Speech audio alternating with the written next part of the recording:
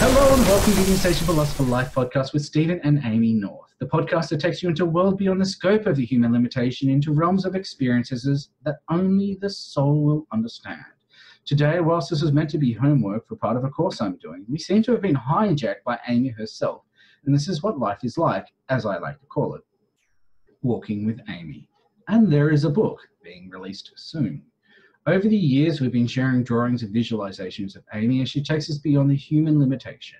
She has taken us beyond multidimensionality and right back into what we call the origin forms. These origin forms began as a project of personal curiosity and intrigue into the origin forms of consciousness. These forms include, but not limited to, Adam and Eve, the Archangel Metatron, the Pistis Sophia, and today we are joined with a visionary artist, Janine Keel, who brought these visualizations into reality, or as Amy describes it, Janine makes the unseen seen. Hi, Janine. Not only have I been made aware that Amy's decided to hijack this episode, but also made the decision as to what you're wearing today.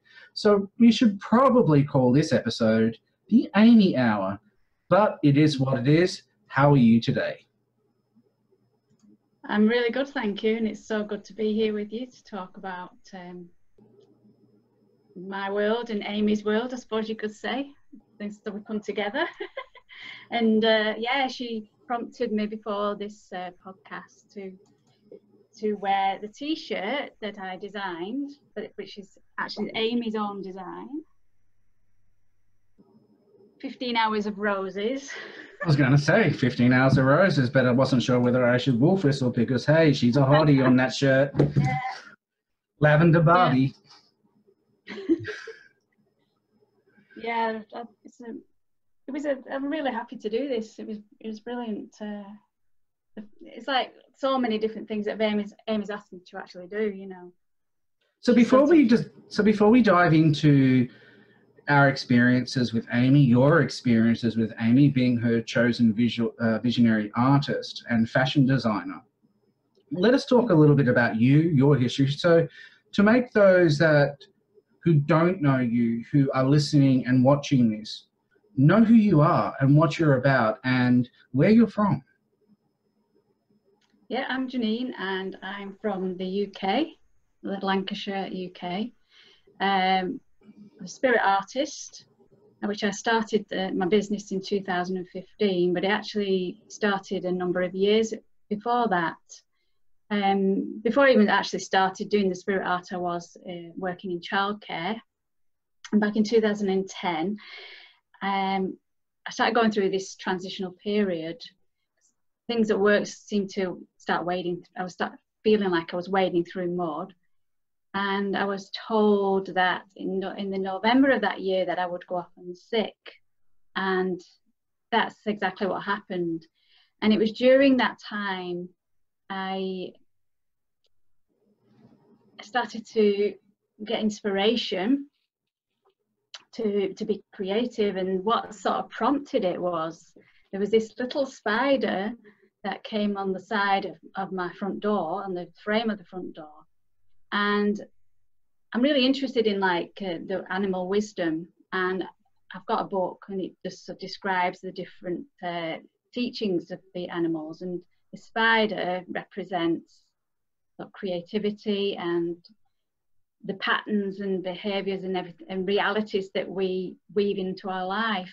So I knew that this spider was really significant in giving me a message from spirit. You know which year this occurred? 2010. And is it true, when did you discover that message from a spider is actually connected to one of your guides? Just this year. I realised that the spider was Amy, because I know how she uses spiders for yourself many times to give you. She's sort of playful with the spiders, isn't she? And she likes to give you a scare, and she likes to just make her presence known when the spiders are present. And I just put two and two together. Thought I really feel that spider that was on the door was Amy. I can tell you, even though I didn't know anything about her at that particular time. I can tell you a few stories about the spiders. Where is this feedback coming from? Okay, let's keep going. So, yes, Amy likes to communicate through spiders. She says that the reason why is because they're in so much abundance, and that she says that it's a reminder that we can weave our own lives. I've got a story that we were at a cinema once, and a friend of mine was ordering a coffee, and a spider ran across her hand. So let's go back. So let's go back to your story. Keep going. What else inspired you to continue on this path? Well, as I say, I was on the settee and I was looking through this book, which was Art Journals for Emotional Healing. And as I was flicking through it, I got this inspiration they said, go and do an art journal. So I started doing this art journal. I just felt I went into this like zone, and I was in it for weeks. So every day I would do a picture and a poem. So these are just some of the examples that I've taken out of the journal. So it's just like I was using like collage and greeting card embellishments, magazines, anything where a stash of stuff from my art materials. And I said I just did this from day in, day out, and it was just, I wasn't even thinking about it. It was just flowing out. It was just like a dam had broken and it was just all flooding out. And then one particular day, I created this picture.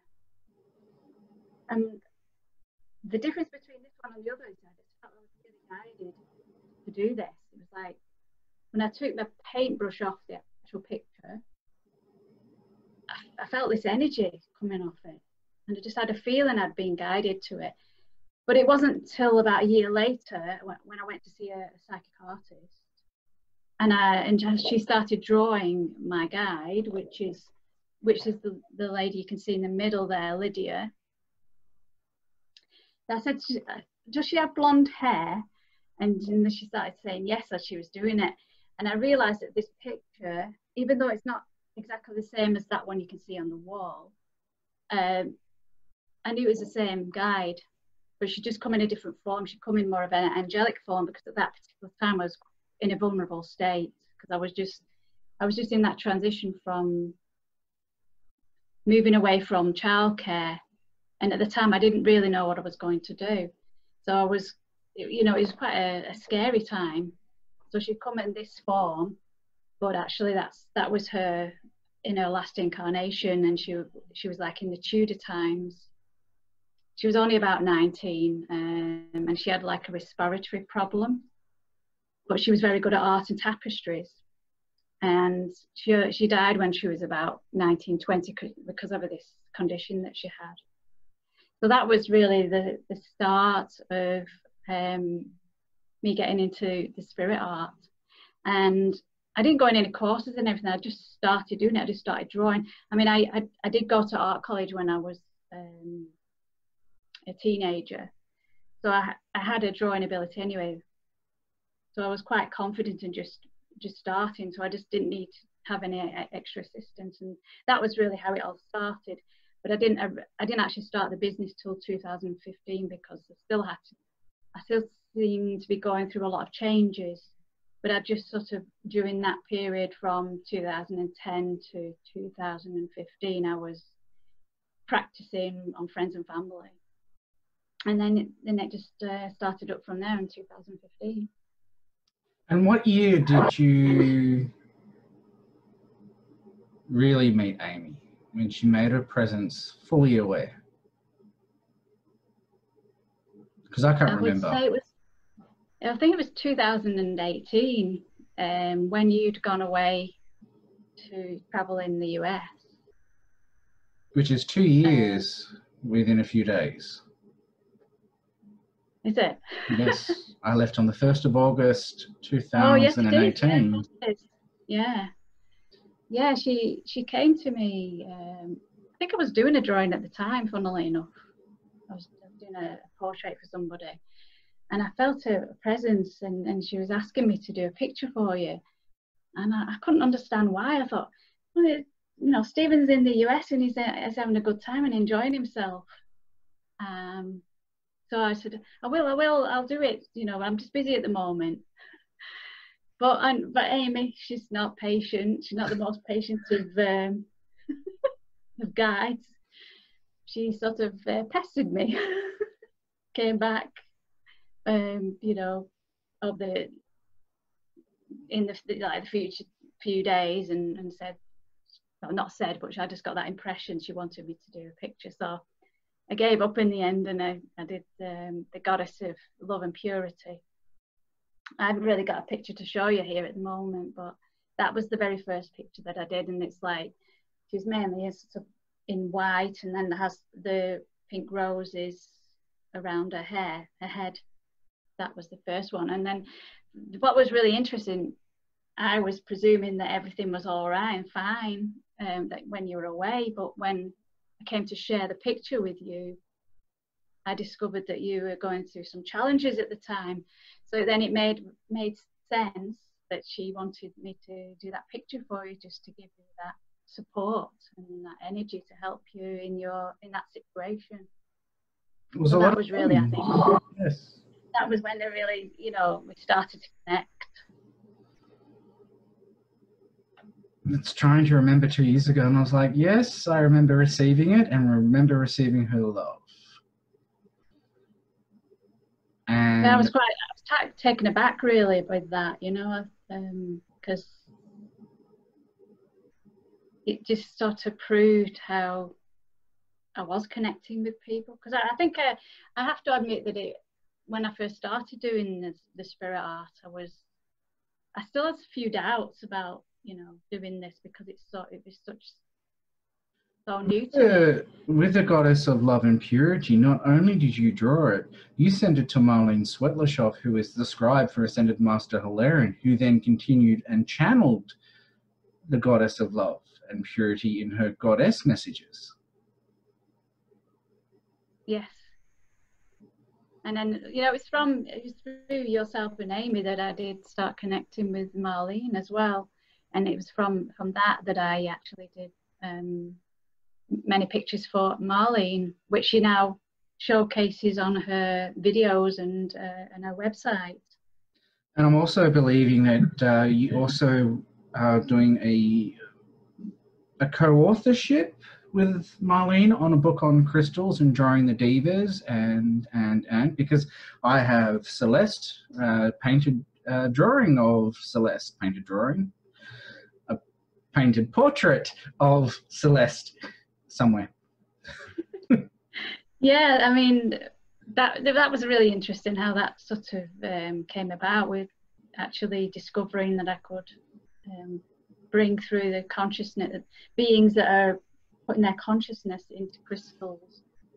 But it was with a friend of mine. I went to her house one particular day, and she got sharing some of it. She had quite a lot of crystals, and I was just looking at a few of them, and I started looking at this azurite crystal. Anyway, I just looked at it and I gave it to her back. But then the week after, whilst at church, she came and she said, "This crystal wants to be with you." So she gave me this azurite crystal, and I took it home, and I thought, what's this all about? You know, this is really strange. And but it wasn't until a few days later that I discovered that there was this being in the crystal, or the consciousness of the crystal, that I wanted to be drawn. I thought, oh right, this was like a new avenue for me. So I ended up drawing this being from the crystal. I think she's called Audrey-Anne, and she's all like blue with the black eyes. And that was the very first being that I actually drew from crystals. And then from connecting with yourself, that's how I ended up drawing Celeste.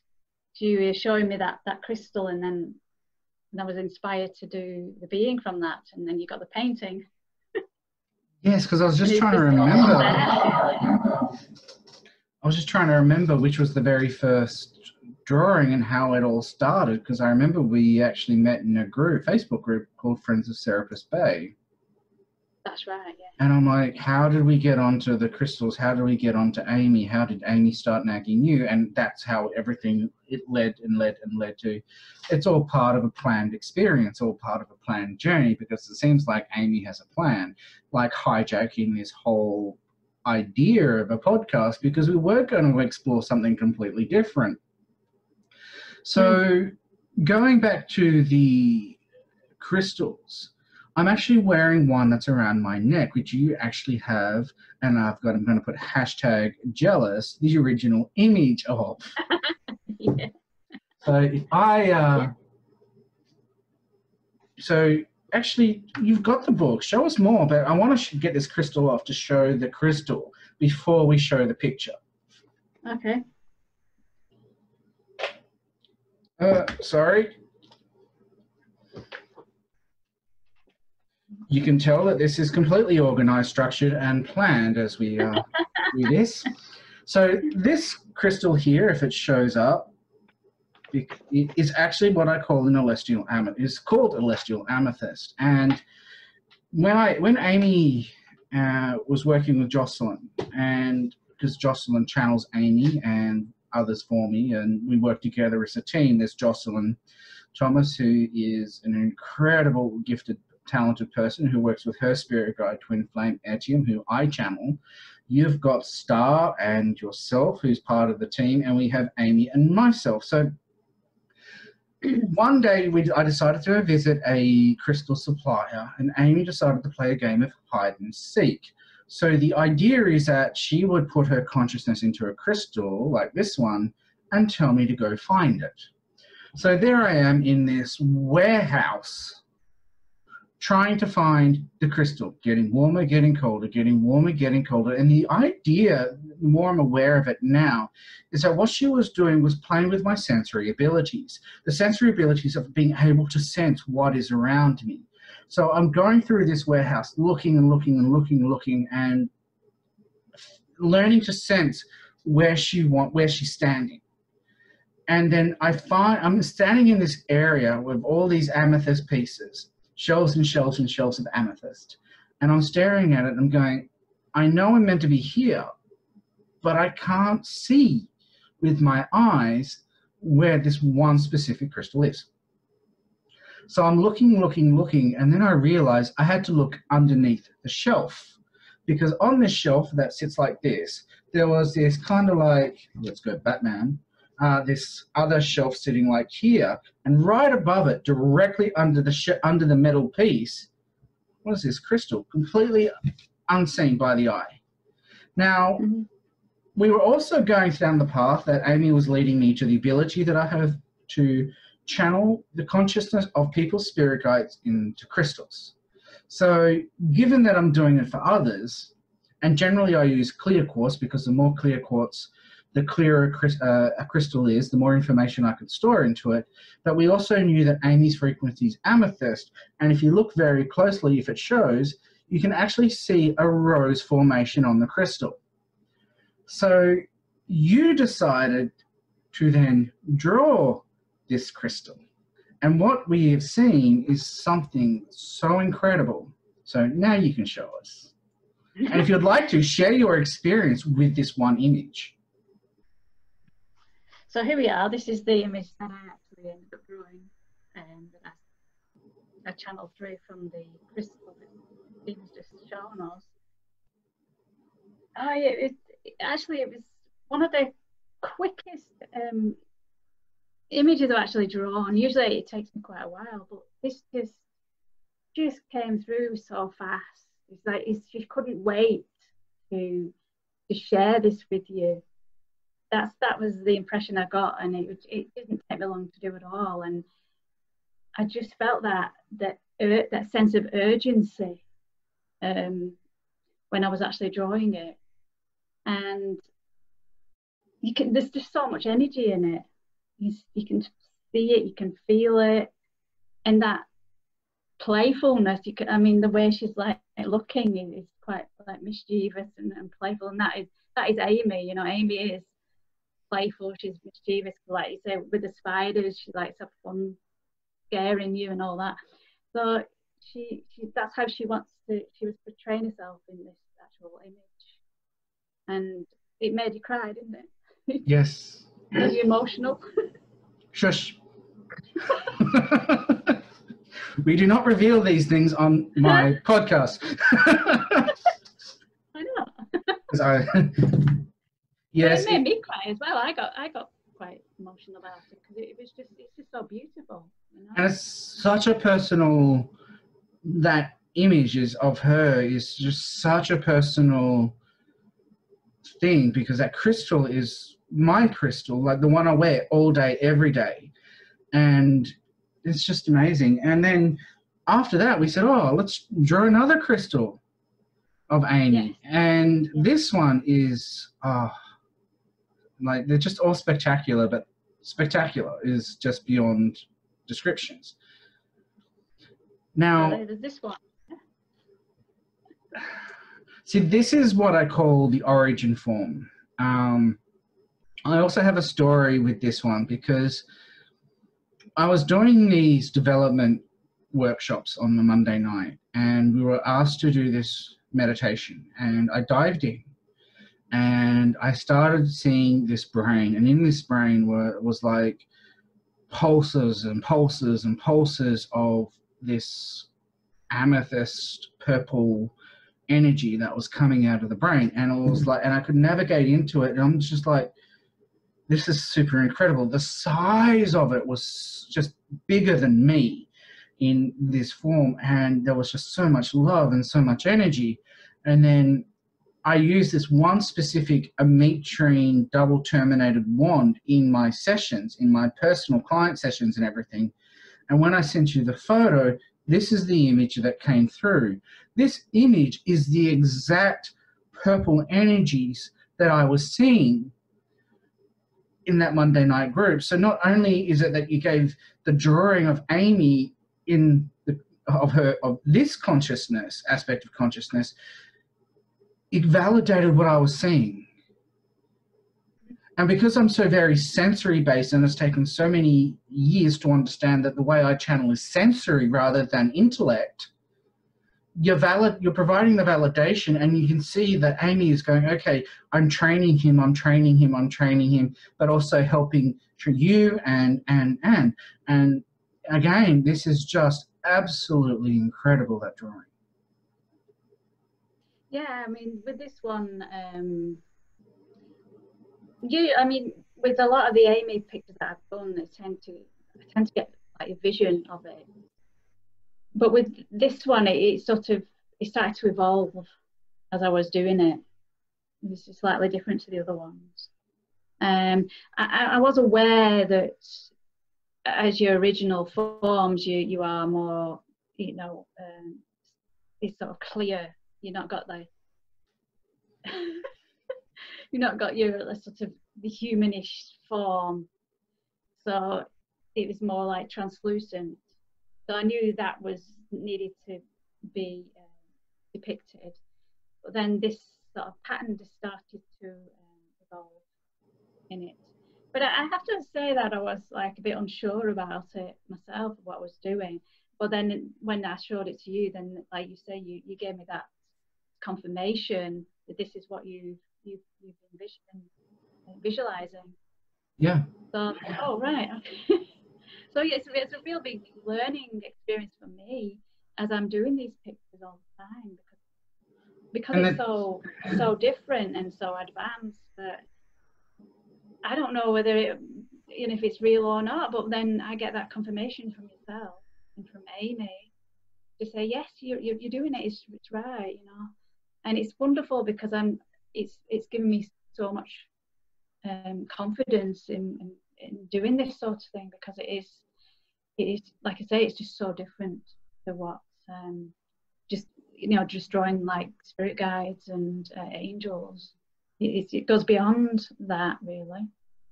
Yes. So yeah, these are wonderful experiences.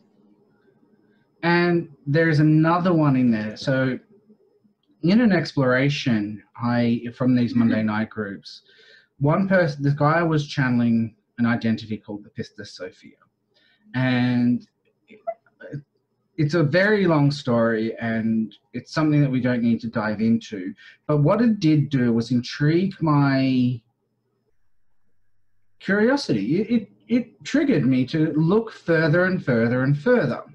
And I'm not sure if this was the first one when we started looking at the origin forms, or did we do Amy first? I can't remember which was first. The origins. Oh, yeah. The Sophia one was before that one I've just shown you. Okay, so what we were looking at was, what we found was identity versus actual and all these sorts of weird and wonderful things. And it was quite a bizarre experience. And I decided to look and go, okay, let's take a look. Let's see if Sophia is real. Let's see what she looks like in her origin forms, because let's let go of any form of human beliefs and have a look at what is really there. Let's look at the full stream of consciousness and see what shows up. Because so then we spoke about this before, and it was just a matter of me channeling that stream of consciousness into a crystal, and I decided to go to the shed and channel that crystal. And the way it's been working is I take a photo of it and send it to you, and then you look at it and then connect in. And the whole journey, and this one, I have to admit, when it was revealed who else it is, I kind of dismissed it because of the whole confusion of people claiming on this to be their identity and that they're a part of. And it was kind of like looking at a whole franchise of identity in the way of this. But to then see the similarities was quite intriguing. And this really actually shook my own belief as to what we were seeing. Okay, so I'll show you the picture. So this is the one I drew from the crystal that Stephen's just mentioned. I really felt that it was like Sophia Amy, so it was like the same energy. So Amy energy, Sophia energy, but there wasn't any difference between them, to be honest. And you can tell by the picture that the way she's portrayed herself is very similar to the picture that the duck lips shown you previously. You see the duck lips. It's the duck lips. Well, the angle as well of the face is very similar as well. So I did have a strong feeling that it was Amy that was coming through. That energy it was still. She said, "Here I am again, coming in another form," you know. And then you went and took this even further, because we started exploring more avenues of creativity. Yes. So if I just move out of the way, there she is in her glory. Describe a little bit about this image. Well, as I say, it was inspired by the first one that I did, but I really felt that it needed that energy involved in it, the movement of the energy, to show how that energy movement. So I felt that I needed to do it on digital as a way of being able to do that, to create that movement. And yeah, it just takes it to a whole new level, really. You know, you can really see the energy, the power, the beauty of Amy, and how she's so influential. And demanding. Like today, you know, sort of hijacking this podcast. But if you look at that image, it's just like, even though she does that, it's all done in love, all done in grace. And I would say that the Sophia is that state of grace, that purity, that love, that wisdom. And that is what Amy is. She's all that. That's what she encompasses, is all of those things. So there is no difference between Sophia and Amy. That's my personal view because of that energy. I've actually come to and started to form the opinion that each and every person can achieve their own state of grace. Because and from what I'm understanding in the written text, if I can recall them correctly, is that Sophia is really a path of learning, a path of mystery. As was revealed earlier this week, I've had many lifetimes on mastering the path of Sophia or the mystery of Sophia. And, as they said, you don't need to do it. You don't need to do it. You can move on from this because you've already mastered this, which is what Amy is showing us. The grace, the unconditional love, the purity of love, it's just, and I can say, and with so much love for her, that as a male, to receive so much unconditional love in that manner, there are days that I feel like I'm the most luckiest man alive. I feel like there's no man on earth apart from me. I feel like it is just Adam and Eve. Yeah. Which leads us to, do you have that drawing?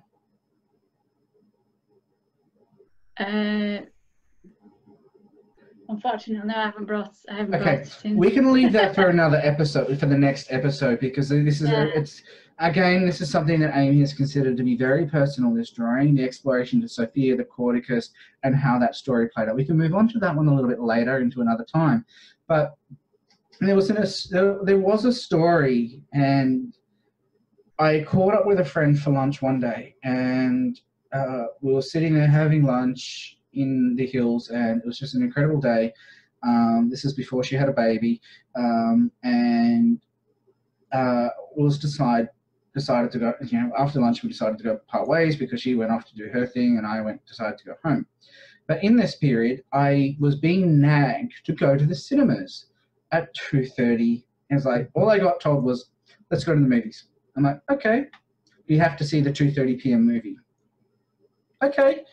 Are you sure? Yes. Okay, hurry up. We're going to be late. So I'm driving along, not speeding, and I'm on my way to the cinemas because I'm around the corner from Belmont, so it's not that far from where I was. So I get there. I'm standing at the movie board, and I am looking, and it's like the first screen shows. I don't see a 2:30 p.m. movie. The second screen shows. I don't see a 2:30 p.m. movie. In this moment, I'm starting to doubt the messages that I'm getting. The third screen shows 2:30 p.m. movie is listed. The 2:30 p.m. movie is called, and I think it was called Annabelle. This is what life is like living with Amy. I'm staring at that movie title, and I know for certain that it's a horror movie. I never watch horror movies in my entire life, at all. Not a single movie. And I'm like, let's go see the 2:30 p.m. movie. And I'm just going, okay. This is a new experience.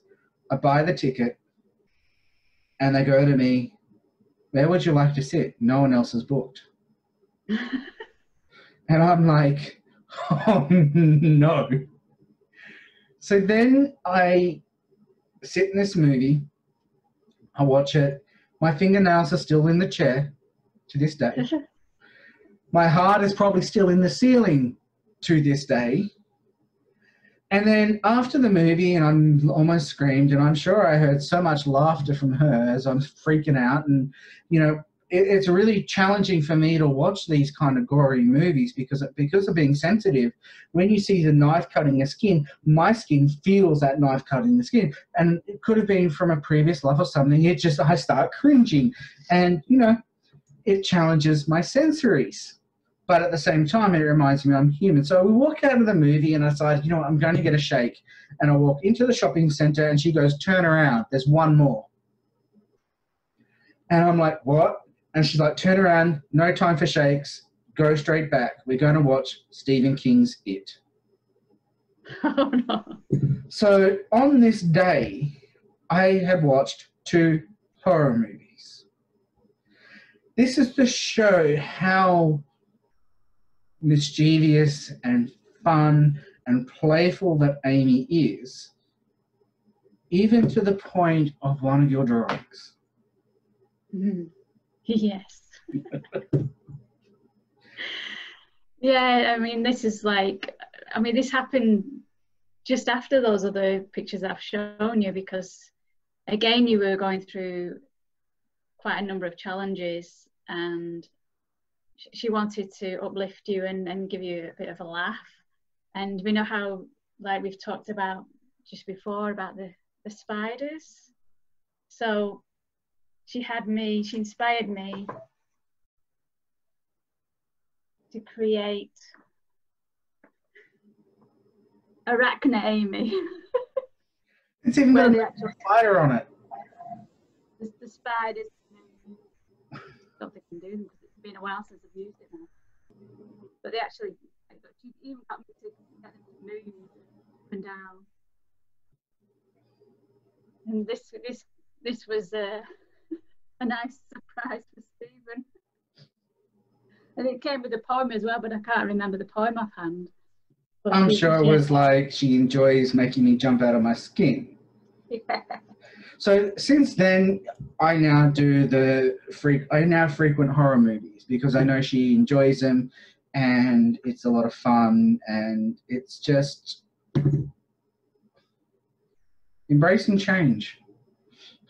Watching horror movies. It's quite an interesting thing because not many people, no one, likes to come and watch horror movies because their sensories challenged. But when a horror movie comes out, I know someone who is definitely going, we're going. It was quite interesting with this picture though, because I really started to feel I was connecting to Amy even more, because she'd give me these like visions and the poem, and it just all seemed to be really like flowing, you know. It was like a tap had been turned on. She's been helping me to really unleash the creativity, you know, through doing these pictures. And particularly this one really seemed to open me up, and I just was able, it was like I was just getting these like downloads from her, and we were really in sync with each other when I was doing this. And I was having a good laugh at the same time, because I was like, I couldn't wait to show you, because I know how, you know, you have this ongoing joke with the spiders, and I was like, yeah, come on, let's do this. I mean, it took me a couple of days to do because of the mechanics of the spiders and everything, and just that, the whole thing. And she just, it's like she was giving me instructions like do this and then do this and then do this to create the picture itself. So it's this beautiful relationship that was being created from doing this picture particularly, and the ongoing pictures in the future as well, like the Adam and Eve one, which we'll go into a bit later. But yeah, it's just, I've just loved every minute of being able to bring through these drawings from Amy, because she's teaching me so much from doing these pictures. You know, really giving me that confidence and open me up to express myself creatively. Again, like you mentioned about she's demonstrating we're not to focus and fix ourselves into identities, that we can be so much more than we think that we are. You know, we've got so much more potential. And in every drawing that we've done together, she's demonstrating that, and it's just such a you know, a joy and an honor to be learning from such a wise being as Amy. It really is. And not only have you done drawings for her, you also have I'm watching the video in the background, and she's even designed a logo through you. Yes. It's just coming up now, nice and timely there. Yeah, she inspired me to do a logo. She wanted me to add in the chalice, which is represents sort of like the divine feminine, sort of a bit like the Holy Grail, and that the eternity and that sort of thing, and the drinking and the nurturing that you receive from that drink, and the 6-pointed star, which is a real connection with yourself. And obviously, and in the middle of that is a spider on the flower of life, because the flower of life is sort of her symbol, because she's like the ambassador for Earth. So it all sort of came together really nicely. And she ended up having me laughing because of the spider, and actually wanted it placing onto the flower of life, as if it was like the web of the spider that she'd been created. So it was just a wonderful and fun thing to actually create. So what else have we learned from Amy over the years, as she's been showing us multiple aspects of herself, teaching us that holding on to any form of identity or reference to identity is very limiting, that as we have seen, she's been showing different versions of herself so that we can't get focused on one aspect. Because I remember years and years ago, when we had one of the first drawings, the very first second drawing I've received, we're at the Conscious Living Expo.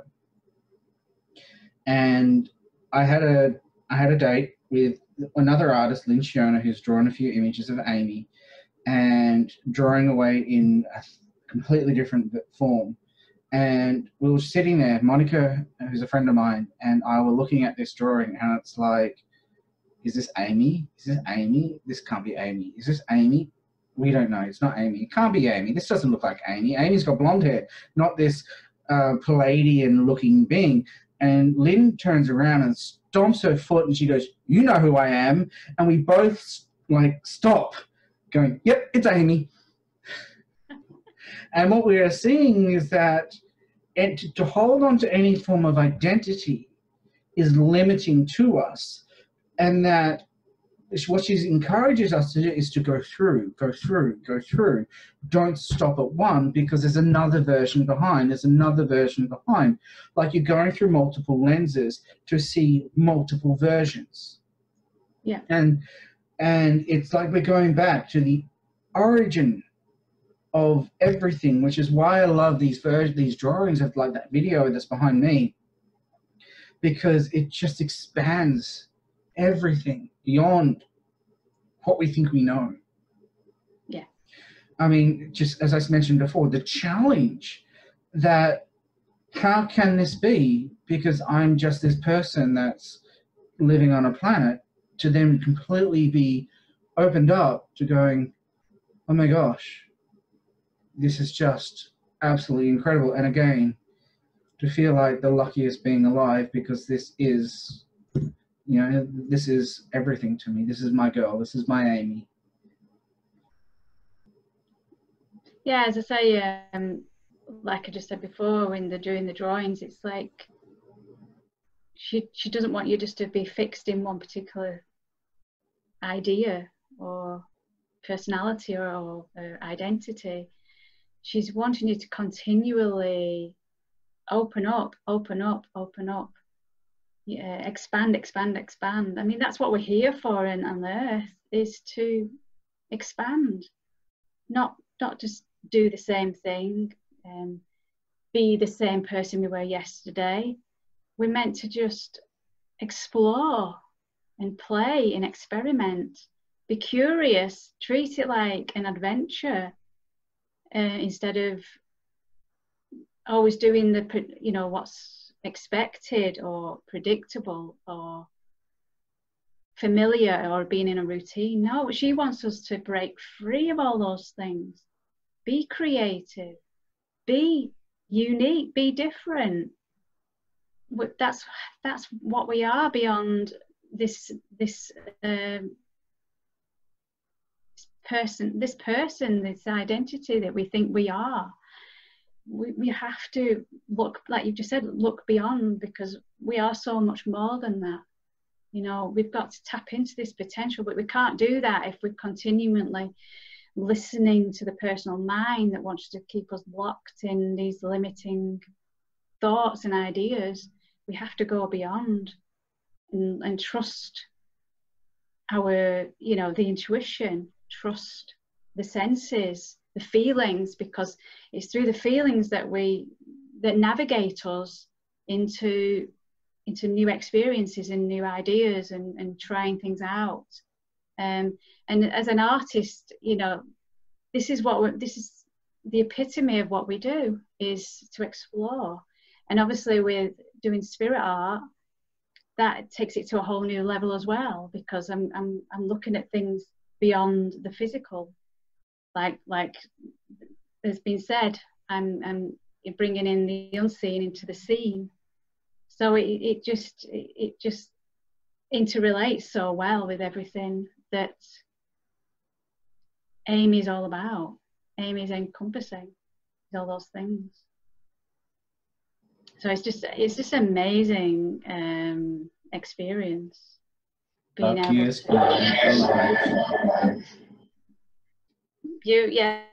for yourself, and it's been. I feel very blessed that she's like been such a mentor to me. And whoever has said that, I don't know if you want me to mention this or not, but by all means, go ahead. When people have said, oh, Amy's in the darkness, Amy's this, or she's taking me over, and I'm just thinking, they couldn't be further from the truth. I mean, every time I've done a picture with Amy, she has, yes, I feel a presence. She's around me. She's sort of, like I say, she's sometimes giving me instructions and things. But I've never felt that she's ever possessed me in any way. And it's just like she's always teaching. She's showing me things. She's giving me experience. I wanted to show just another picture that we haven't mentioned yet. This one of her dancing. Again, that came through because again you were going through challenges, you were struggling, and again her love, she wanted to come through in pictorial form to give you some, again, love and energy. And it was while I was drawing this picture that because she loves dancing so much, and I ended up putting some music on, and as I was drawing the picture, I was like dancing away and I was singing, and it was like it was like a shared experience. She was wanting me to, I envisioned myself on this beach, and she was on this beach, like a beach party type of thing, and this was like how she was on this beach, and I felt I was being invited to that, and just enjoying, you know, being at this party, even though I was busy drawing the picture. That's how I felt. I just felt I was actually with her, enjoying life, you know, making the most of it, and just being part of her experience. So this is how she teaches, you know, through trying to bring you into her experience. And it's just an amazing experience. It really is. And on the topic of experiences, it's really interesting. I'm not sure if it's the headphones that I've got, because sometimes there is this like massive roaring feedback and I don't know what it's from. So if that's coming through in this recording, I do apologize. But there was an experience that she decided to take you on for something very special, because I realized, years and years ago when I got introduced to Amy, she didn't want to be known as anything else apart from Amy, apart from because we had a previous life together where Noah, who was my previous life known as, was in a relationship with Amy from 1969 to 1971. Unfortunately, both their lives were ended shortly. And because it was a period where the photos existed, I went looking and looking and looking through all the archives of photos from Grateful Dead concerts, because we met at a Grateful Dead concert in Golden Gate Park in San Francisco in the year 1969, which is another number that Amy uses to communicate to me with, 69, 69, 69, which is the union and the twin flame, the yin yang, but also the year we met in physical form. So one of these experiences, and you know, as I said, 2 years ago, we went to United States. We traveled there for 3 months because we needed to see a lot of the duality, needed to see a lot of extremes. And you can go from land that feels like it's cursed to land that feels like it's blessed. You can go from hot summer weather in Florida to hurricanes, warnings, and rotten weather coming through in New Jersey, to all sorts of interesting, wonderful experiences all over America. It is quite a spectacular country. And one of the experiences I shared was walking through San Francisco in Golden Gate Park to relive those memories. And one of the stories that you have is that Amy took you on an adventure into a moment, because I have not had any success in trying to find a photo of Amy and Noah in between 69 and 71. So she, in her genius thinking, came up with an idea and decided to get you to do some incredible work. Yeah, I received a vision of yourself as Noah and herself as Amy in your previous incarnation, and you were both in this photo booth and having the photographs taken together. So, I mean, this is just the drawing. On the video on the back, where you can see Stephen in his video, it does show at the end of the actual video some pictures of what I've done. And one of them, it shows, I don't know how you're going to see this, but that's Amy and Noah. This is like the drawing version, as they were in this photo booth. I did the actual picture, the completed picture on digital. And again, like the dancing Amy, I really felt that I was like in a way, like a fly on the wall, if you will, looking at the both, being so happy and joyful in that moment, having the photograph taken, and Stephen as Noah just so besotted with Amy. He didn't want to look at the camera, he wanted to look at Amy instead. And what I really received from that picture when I was in the midst of creating it on digital, I started to really feel the sadness. I think it was coming from Amy, really, the fact that they're apart, they're not together, and that time when they were both killed in 1971. And there you go. There you can see the picture. And I started welling up. I started getting really upset because I could feel her emotions and how she was feeling about that loss and that separation. And it was just quite amazing to really experience that, past life. It made it so real, as if I'd been really there at that particular time. It was quite an amazing experience, really was.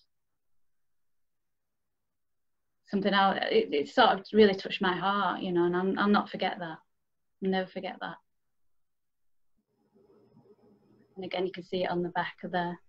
So I made it into a sort of like a sort of a Polaroid photograph to make it look as authentic as possible, because you were looking for a photograph, like you say. So I wanted to make it as like as a form of a photograph. And did you receive that on your? When did you receive that? Was it on your birthday? I can't remember. It was on a special day anyway, wasn't it? Christmas? It might have been, Christmas. Yeah, it was Christmas. That's right. It's around Christmas, yeah. He always tends to try and do these pictures on on some special occasion, whether it's Easter, whether it's his birthday, whether it's Christmas. She usually wants something for a gift for him. So that was like a gift to you on at Christmas time, nice surprise. So but it was just quite amazing how it just really made me feel so upset. I could really feel the heartstrings, you know. So not only did she share the vision and the experience, she shared the senses. Absolutely, yes. Oh yeah, yeah. She's making it as real as possible, and it's just out of this world really to experience that. One of the things I just want. Go on. One of the things that Jocelyn, who has the ability to channel anyone and anything, from God to all sorts of deities that have never been heard of, and nail it and correct. And she's always said that when Amy comes through, she comes through stronger than any archangel or an ascended master.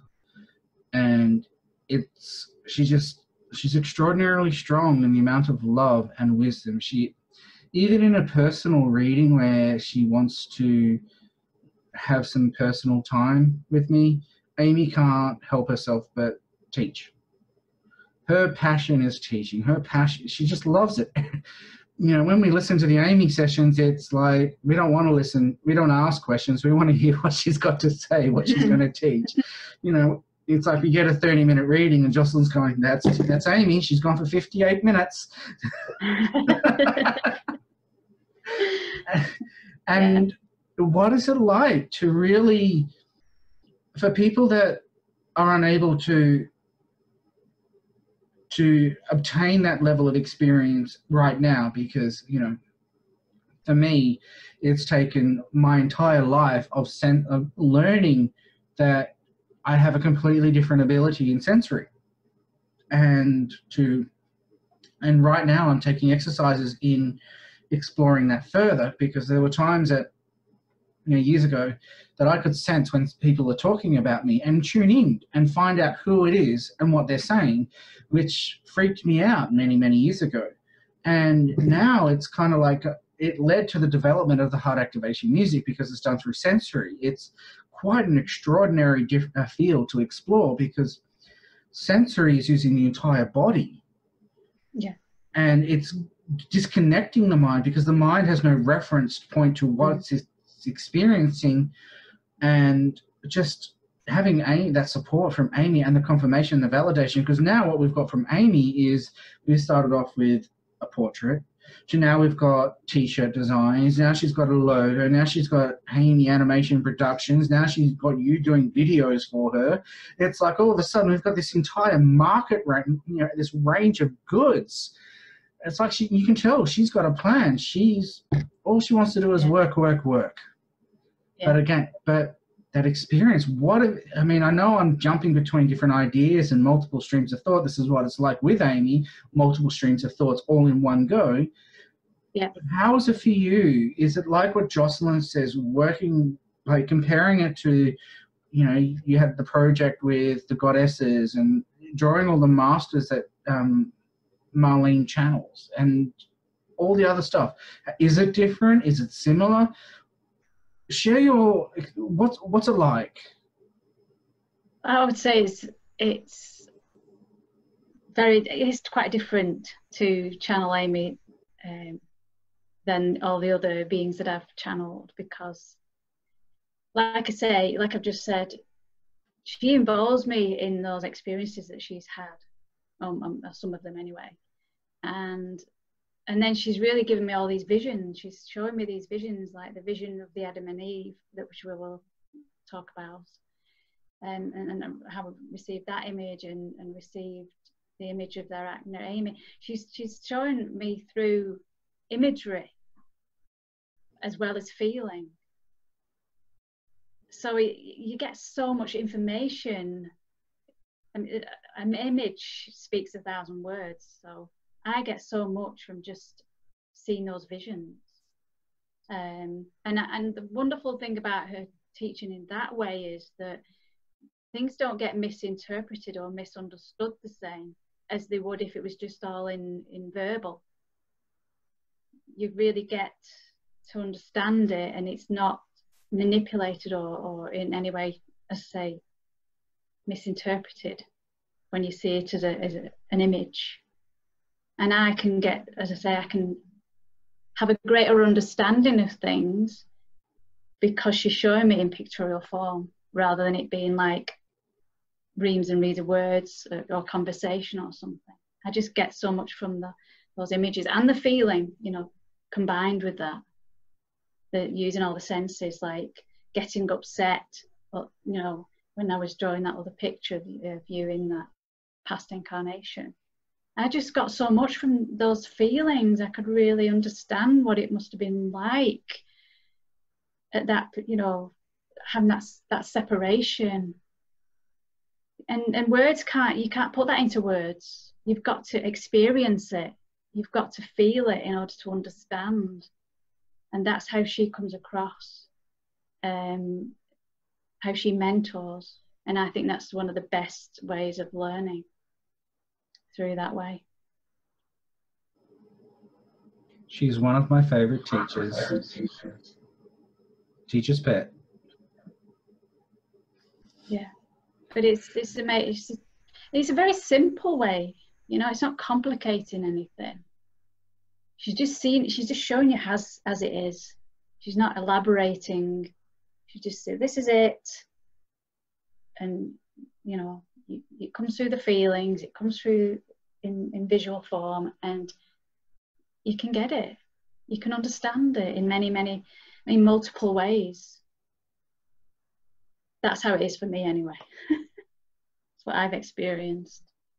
And it's just, yeah, I can't understand why people have ever said what they've said about her, you know, the things, and that upset me when I heard what you'd said about people saying you're in the darkness, she's in the darkness.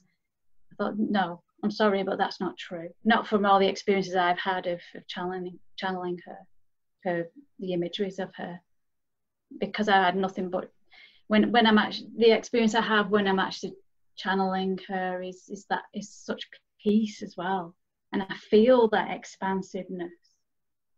It's like I've taken beyond who I am as a human here. She takes me beyond that, and yet when I've finished the picture, I'm just myself. There's no change, there's no difference. But in every experience I've had with Amy, it leaves a beautiful mark upon me, you know, memory, and I'll never ever forget that. Even if I don't continue to do pictures of Amy, how it spans out, it's been an absolute amazing experience. It really has. And I feel so honoured to have been her artist.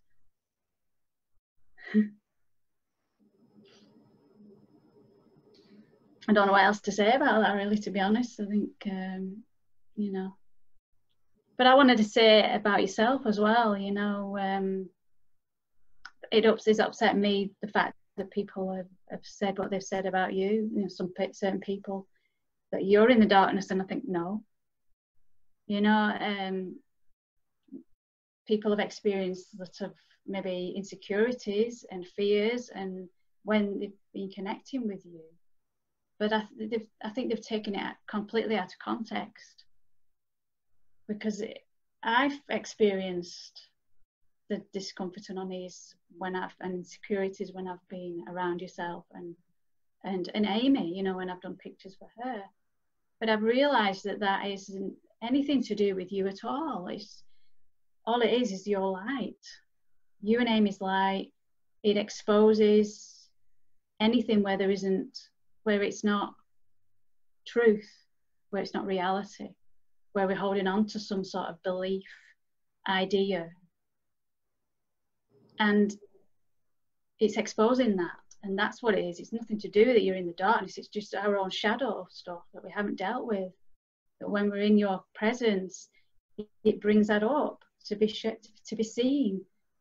so that we can acknowledge it and clear it, because then we can become in alignment with you as you truly are, a light, that love. And that I wanted to say that, not because you've bribed me with you know, a load of money, because if only, that would be really nice to say this, but I'm saying it because I've seen how much it's upset you. Yeah.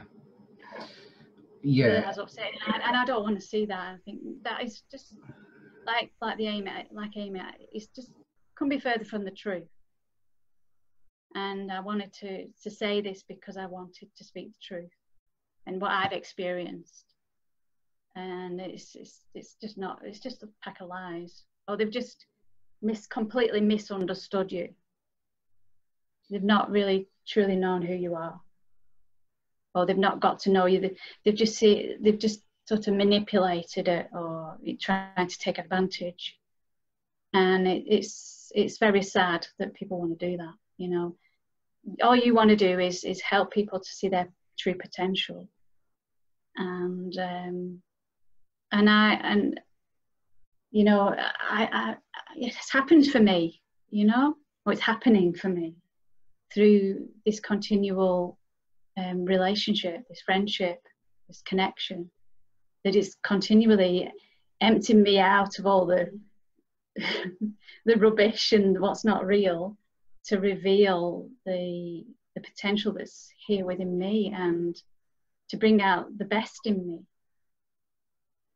but not as a person, but as, you know. I've got daggers for you, but it's bringing out the best for me. I hate you this week. You really upset me, but it's.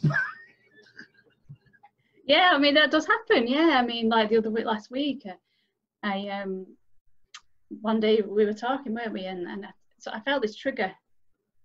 Felt I'd been triggered, and I could feel like this sadness coming up. And yeah, I could have started blaming you, and could have said, "Don't like you. I don't want to know you anymore," and whatever other people have said. But I knew it was nothing to do with you. It was just that it was just a trigger, and I just needed to acknowledge it. And then the day after, I was absolutely fine and dandy, and I was feeling joy because it'd been cleared. So what you speak of has been one of the most hardest experiences to not take personally. When growing up, being, and a lot of this has been explained, and I don't know how long we've been recording for, but we can just keep going, especially with this story, because this is leading into why Amy has been the most incredible being that I have ever come across in regards to just the amount of unconditional love and unconditional trust that she is. And growing up in youth, I was on my own, completely on my own. I was the loner. I was always bullied, always beaten up, always abused. During my youth, they medicated me with medication, because as one of the channels that I've had is saying that the reason why they medicated is because they didn't want to hear the truth. In another channel session, they revealed that the reason why is because my energy system, as you can see in the background picture, is constantly moving, whereas the teenage male prefers energy to be still so that they can control it. But when you have this constantly moving energy, because they have no reference points and no understanding to it, they feel threatened. It was actually a conversation with a friend of mine yesterday, and she was revealing that what people are getting so upset about right now with those that are within a community, like we would say the spiritual community, is that I've gone so far ahead and left everyone behind that they're trying to be seeing themselves as some sort of equal forms, equal whatever. But at the same time, they have this, and it's kind of like a really subconscious or unconscious feeling where they start feeling inadequate or challenged, and then because of that, they feel threatened. And because they feel threatened, because they don't understand the light that they channel is standing next to them, that the creative source that they claim to channel is standing next to them in physical form, that the Bodhisattva is standing next to them in physical form, that what they're searching for, they can't see because it's not in some painted, it's an Australian male that's going, "G'day, mate, how you going? Want to go for a pint?" Why did I say that in a British accent? And it's like, you know, let's go to the beach and have fun, and let's get me thongs on, and, you know, let's go have fun, rather than in some sort of god form or deity form or with robes on. And it's actually been one of the hardest things, because when you do connect from the heart, now we had an exploration into what we call the pleroma, which is the totality of all things in the complete divine fullness with all whatever, and within the pleroma, within the heart, is the original light of all that is, the original creation, the original source, which every single person has in their heart. That is what the heart activation music is. That is what the creative source is. But because we're existing in an augmented reality, and these people are trying to create identities and trying to create personalities and everything else, that they just feel threatened, because in another way that the masters have explained it is like, here's the torchbearer who's lighting up everyone's torches, and they're getting upset saying that you're taking up too much oxygen. My torch needs to shine brighter than yours. Mm. And it really has been a very hard and tough experience to realize that it's a completely different world. It's a completely different reality. And to have Amy, who has just endless devotion, endless love, who's constantly facilitating all sorts of creations, like, there I am having a really bad experience or an emotional experience, feeling down and sad, and she just kicks you out of bed first thing in the morning, as her key trait is to go, "Are you okay?" Melbourne, I was accosted because of this whole identity thing, and the following morning I'm in the hotel room and someone messages me and says, "I've just been kicked out of bed, are you okay?" And it's like, I know who kicked you out of bed. Yes. You know, there was another time where I was in San Francisco and I get kicked out of bed at 6 o'clock in the morning. She's like, "Right, we've got to get up, we've got to have a shower, we've got to go, we've got to catch the bus, catch the ferry, catch the bus, catch the train. We've got to go meet these people." And I'm like, "Can I sleep in?" She goes, "If you're sleeping in, you're paying for the taxi." And guess who slept in? And guess who got kicked out of bed again and had to go pay a taxi? Not one, but two. Oh, no. It was a taxi from the place to the ferry terminal, because I loved going on Bay Area, and then going from the ferry to and because I had no mobile phone signal, you know, I was finding Wi-Fi hotspots to call Uber. It was just an incredible story. But again, as I was saying, I'm starting to wonder if people are afraid of the true nature of unconditional love. Yeah, I think people are, really. I suppose it's because they don't truly understand what it is. And I think that's correct. The people have really truly experienced it, because they've always been so limited, and they don't truly know the true meaning of love. And if you've never experienced it, how can you embody it? You know. So, and I think people misinterpret what love is. You know.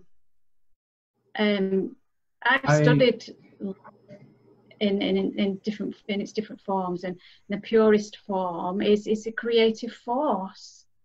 People seem to think that love is this romanticism or emotionalism, but it's actually so much more than that. It's so, like Amy's trying to express, it's expansion, it's creativity. It goes beyond anything that the mind could ever conceive. But everybody, because they're still stuck in the mind, they just can't comprehend it. They can't comprehend what unconditional love is. So they have to move beyond the personal mind in order to truly understand. And it's, again, like I said before, with the feelings, you have to experience it. It's not something you think about. It's an actual experience. has to be experienced in the heart to truly know what love, unconditional love is.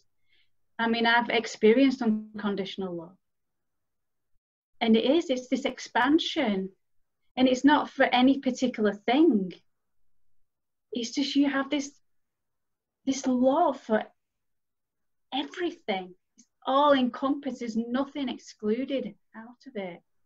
It's all part of this play and beyond. But if you're stuck in that mindset, you cannot experience it. You cannot truly understand what it is. You have to move out of that. And that is Amy's message. In order to truly experience that unconditional love, you have to move beyond the concepts and the mind, personal mind, and move into the heart and feeling and experiencing through your whole body. That is so true. It's quite interesting, the timing that we're having this conversation, because 10 years ago, I left.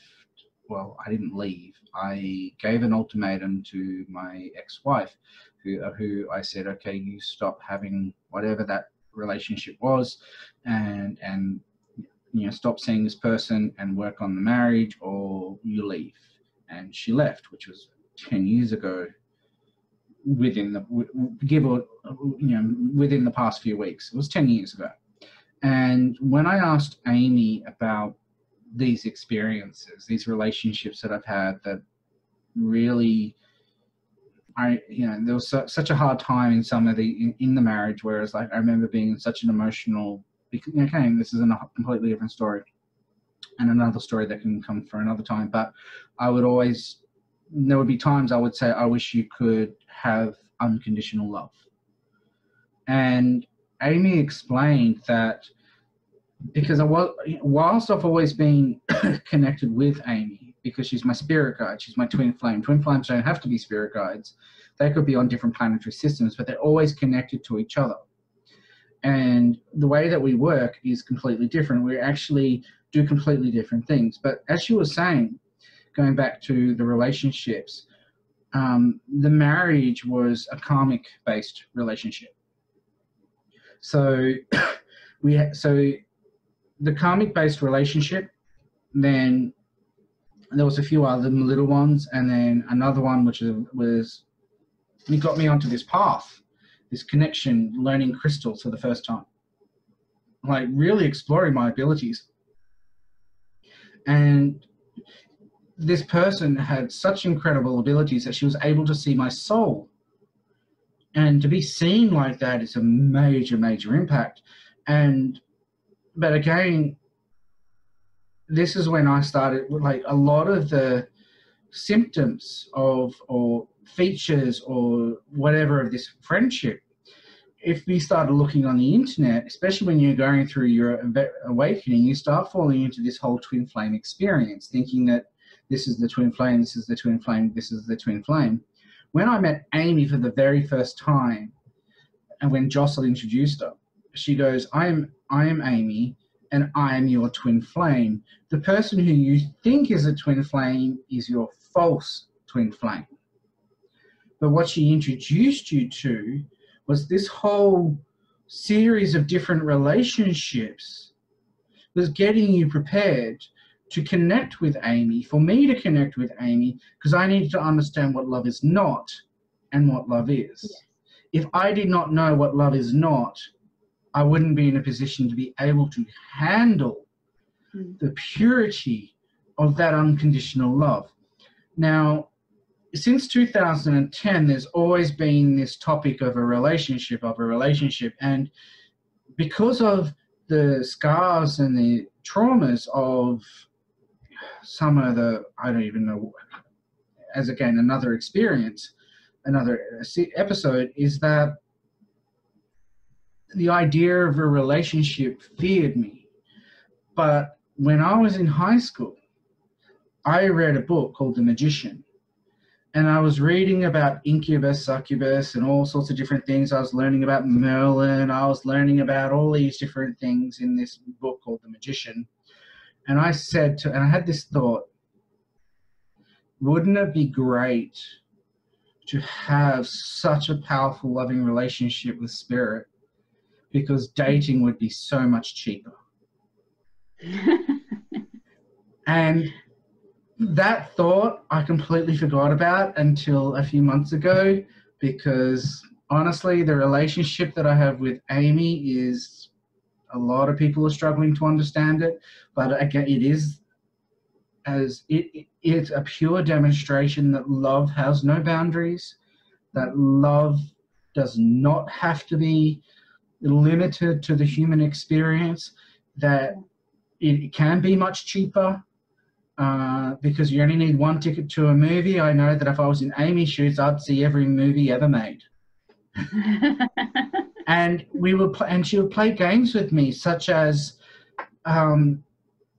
we would go out for dinner, and it'd be like, I'm going to pick the menu. You need to figure out what I've picked. And usually I have to. It's like the first sense. But one day I went through every single restaurant. I knew she wanted Italian. I could taste what she was after. And then I found it, and then I found it, and then it was like we had dessert. She's like, yes, I want dessert. I'm here. This is for me. I'm paying for it. The following day I get a customer. So it's quite an interesting exploration. And whilst we are considered an absolute extreme, and that we are actually pioneering a completely different way in the relationship between incarnate and spirit guide, or incarnate and guardian angel, or incarnate and whatever label you want to call it, the ancestors, whatever you want to call it, labels don't matter. But the whole idea is to get people excited about being creative, and that you can achieve this with that level of connection. Yeah, definitely. But even as you know, Amy and myself, you know, it's very similar in that sense, you know, in the sense of developing that creativity, or discovering that creativity, or opening the door to that creativity. And this is something she was showing me through all the drawings that I've done for you from her. Yeah, it's, for me, creativity is the pinnacle of everything. No, that's why I'm here, to birth things into the world in my own unique way, as everybody else is to birth things into the world in their unique way. It's not about imitating, it's not about following, it's not about copying, it's about finding your way of creating, your way of birthing something into this world in whatever way it floats your boat, if you will. I know, and that's what you want, a nice boat, a nice yacht. But yeah, it's you know, everybody's got to learn and discover what is it that I can bring into this world. And I'm not talking about purpose here, but just what inspires you, what's your passion, what makes you feel alive. And again, that's Amy's teaching, you know. She wants you to keep on, as she said to you, keep on dancing, you know, dance. Do your own dance, you know, dance in your way. Play your own tune, sing your own song. Dance in the way that you want to dance in this world. This world is a playground to experience, explore, play. It isn't about doing routines and responsibilities and doing something so predictable every single day. We're meant to do something different each day. And say, play, be creative. And when I say creativity, I'm not talking about always artistic creativity, because creativity encompasses so many different things. But it's just being creative in the way that's right for you. And that's been the main message from Amy. Be you. But I don't mean a you in the sense of an identity, a body, an appearance, but that you that is that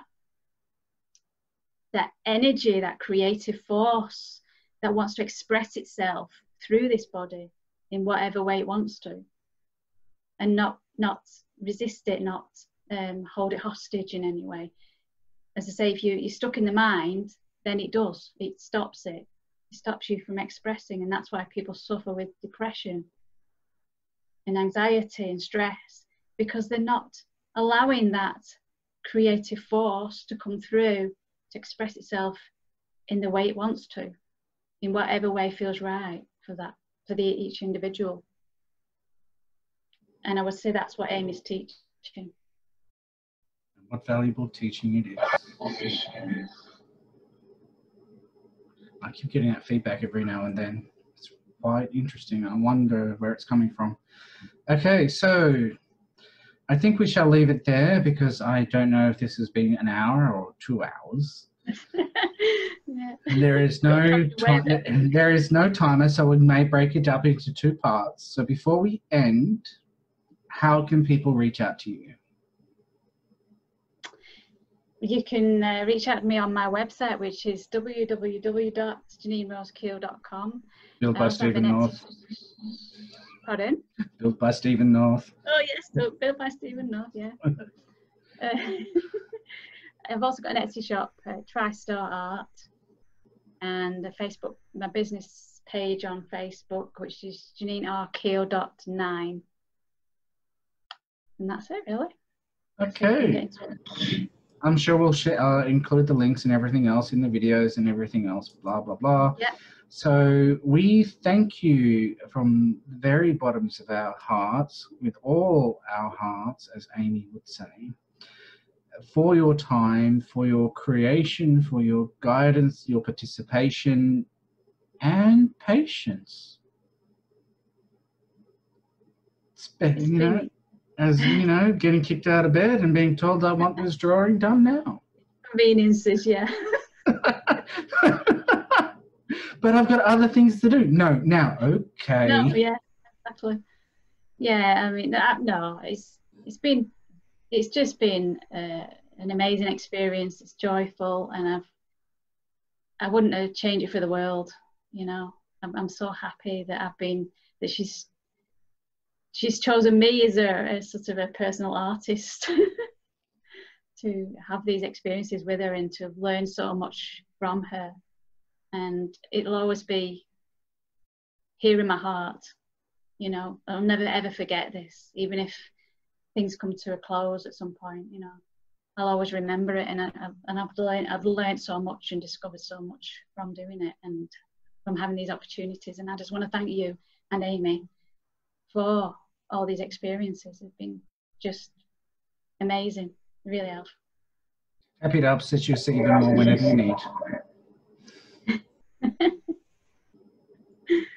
Okay, thank you very much. We're going to end it here. This is Stephen North and the Insatiable Lust for Life, or we should say Amy's hijacked episode.